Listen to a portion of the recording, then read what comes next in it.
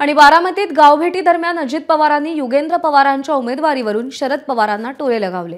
मुलीनंतर साहेबांनी थेट नातूस पुढे केला, आपण देखील त्यांना मुलासारखेच होतो ना, असा सवाल अजित पवारांनी शरद पवारांना केला होता। अजित पवारांच्या या वक्तव्याचा रोहित पवारांनी समाचार घेतला। अजित पवारांनी भावनिक मुद्द्यांवर बोलण्यापेक्षा विकास कामांवर बोलावं, असा पलटवार रोहित पवार यांनी केला।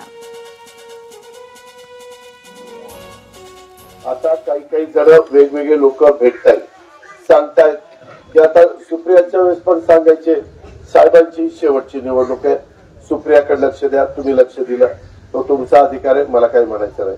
आता पण साहेबांची शेवटची निवडणूक आहे, नातवाकडे लक्ष द्या। याला म्हणलं कमिट कठीणच झालं, पोरग सोडलं की एकदम नातूच काढला।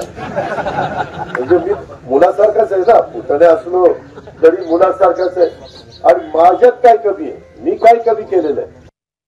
पवार साहेब एक तर कुठलीही निवडणूक तिथं लढत नाहीत, ते मार्गदर्शक या भूमिकेमध्ये आहेत आणि पवार साहेब मार्गदर्शन आत्तापर्यंत करत आलेलेच आहेत आणि उद्याही ते करणार आहेत। आता कोण काय बोललं कशावर, माझं एकच मत आहे की विकासावर आपण बोलूया, भावनिक मुद्द्यावर बोलण्यापेक्षा विचारावर बोलू, विकासावर बोलू आणि लोकांवर बोलू। त्यामुळे हे राजकारण परत एकदा वेगळ्या लेवलला न जाता विचार, विकास आणि लोक याच्यावर जास्त बोलणं उचित ठरू शकतं। एबीपी माझा, उघडा डोळे बघा नीट।